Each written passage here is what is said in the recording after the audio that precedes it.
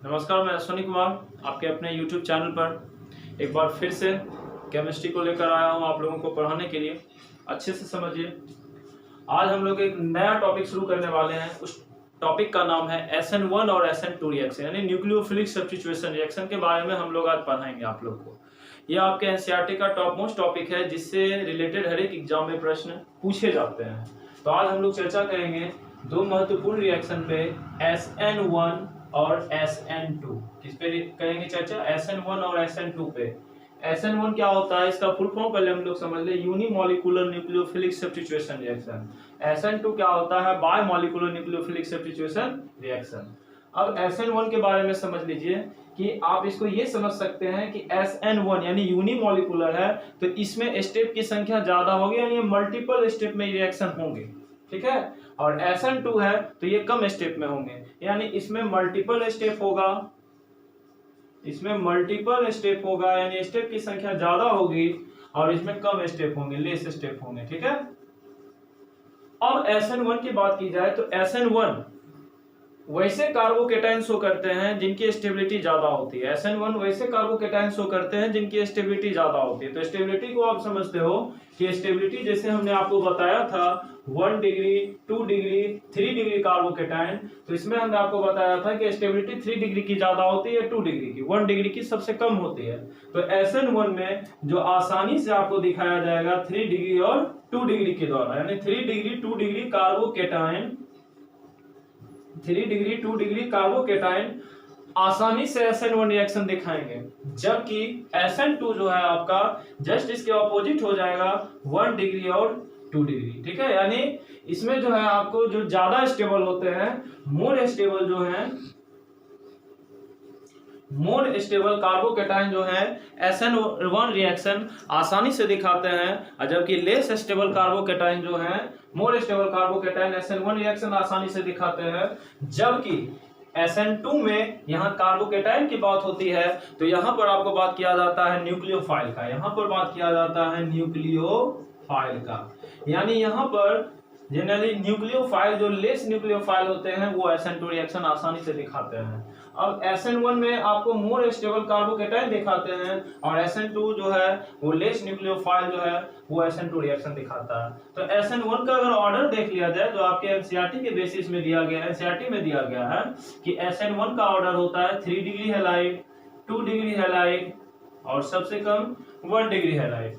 SN2 का जब order दिया जाता है, देखा गया है, तो 1 डिग्री हैलाइड, 2 डिग्री हैलाइड और 3 डिग्री हैलाइड, यानी SN2 का जो ऑर्डर देखा गया है वो है 1 डिग्री हैलाइड, 2 डिग्री हैलाइड और सबसे कम 3 डिग्री हैलाइड का। यहाँ पर एक कंडीशन है कि हैलोजन इक्वल होना चाहिए, हैलोजन समान होना चाहिए। हैलोजन क्या होना चाहिए? समान होना चाहिए, यानी दोनों के केस में फ्लोरीन होगा तो फ्लोरीन, क्लोरीन होगा तो क्लोरीन, ब्रोमीन होगा तो ब्रोमीन। अब यहाँ पर एक चीज है, SN1 में एक चीज और अच्छा आपको देखने के लिए है कि ये जो सॉल्युबल होते हैं, जो सॉल्युबल कंपोनेंट होते हैं वो SN1 आसानी से दिखाते हैं। जैसे हाइड्रोलाइसिस के प्रोसेस में, जैसे हाइड्रोलाइसिस के प्रोसेस में, हाइड्रोलाइसिस के प्रोसेस में जैसे OH की चर्चा कर दी जाए, OH के माइनस के साथ, H2O के साथ जब इसकी बात की जाएगी तो ये SN1 आसानी से दिखाया जाएगा, यानी हाइड्रोलाइसिस यानी सॉल्युबल प्रोसेस में SN1 आसानी से दिखाया जाता है। SN2 की जब हम बात कर लें तो SN2 में जो अच्छे न्यूक्लियोफाइल हैं वो आसानी से आपको SN2 दिखाएंगे, जैसे साइनाइड हो गया, आयोडीन हो गया, ये ग्रुप जो है आपको SN2 आसानी से दिखाएंगे, और ये सॉल्युबल ग्रुप इसमें SN1 आसानी से दिखाएंगे। अब जो है ऑर्डर की बात की जाए, जब हैलोजन इक्वल हो तो SN1 का ऑर्डर होता है 3 डिग्री, 2 डिग्री और 1 डिग्री, और SN2 का ऑर्डर होता है 1 डिग्री, 2 डिग्री और 3 डिग्री। लेकिन एक केस आप जान लीजिए, जब हैलोजन डिफरेंट हो तो दोनों के लिए, SN1 और SN2 के लिए प्रोसेस सेम होता है। वो प्रोसेस आपका होता है SN1 और SN2 के लिए alkyl iodide, alkyl bromide, alkyl chloride और alkyl fluoride. Alkyl iodide, alkyl bromide, alkyl chloride और एल्काइल फ्लोराइड, ये दोनों के केस में इक्वल होता है SN1 और SN2 के केस में।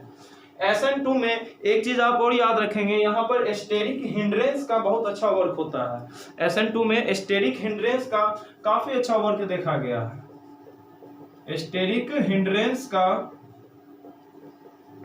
स्टेरिक हिंड्रेंस की बात SN2 में काफी होती है, यानी जहां स्टेरिक हिंड्रेंस होगा वहां SN2 कम होगा।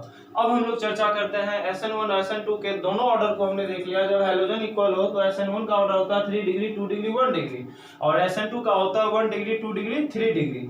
SN1 SN2 के केस में जब हैलोजन डिफरेंट हो, हैलोजन क्या हो, असमान हो, यानी डिफरेंट हो, हैलोजन क्या हो, डिफरेंट हो। जब हैलोजन डिफरेंट हो तो केस इसका होता है alkyl iodide, alkyl bromide, alkyl chloride और एल्काइल फ्लोराइड। इससे रिलेटेड एक दो हम एग्जांपल आपको देख लेते हैं, उसके बाद ये टॉपिक आपका समाप्त हो जाएगा। जैसे मान लीजिए, सपोज कीजिए कि आपसे एग्जाम में क्वेश्चन दे दिया गया है, इस तरह से दे देगा,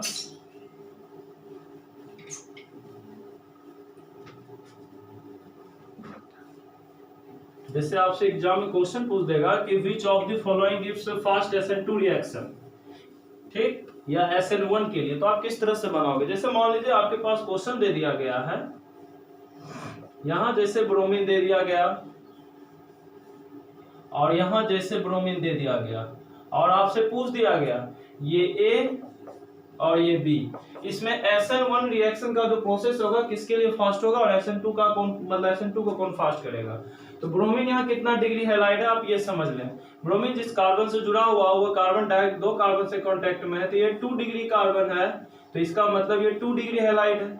यहाँ जो ब्रोमीन आपका शो हो रहा है ये ब्रोमीन आपका 2 डिग्री हैलाइड है। अब हम लोग बात करते हैं इसकी, तो ब्रोमीन यहाँ जिस कार्बन से जुड़ रहा है वो कार्बन का कांटेक्ट डायरेक्टली कितने कार्बन से, 1 2 3, यानी यहाँ पर ये 3 डिग्री हैलाइड है।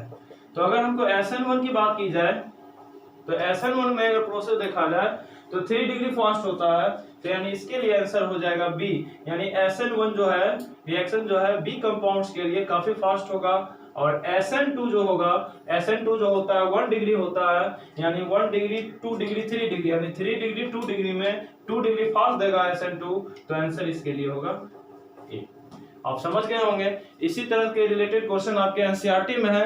कहीं भी अगर क्वेश्चन आपको कभी कंफ्यूज करने के लिए ये कर देता है कि हाइड्रोलाइसिस के प्रोसेस में SN1 या SN1 के ऑर्डर को देखें, तो हाइड्रोलाइसिस के भी प्रोसेस में अगर SN1 के ऑर्डर को देखना होगा तो फिर भी हम देखेंगे 3 डिग्री 2 डिग्री और 1 डिग्री। आपके एनसीईआरटी के मेन इंटेक्स में या मेन एक्सरसाइज में इससे रिलेटेड काफी क्वेश्चन है, आप इसको बना के रखिएगा, अच्छे से समझिए और वीडियो को देखते रहिए, सब्सक्राइब करते रहिए।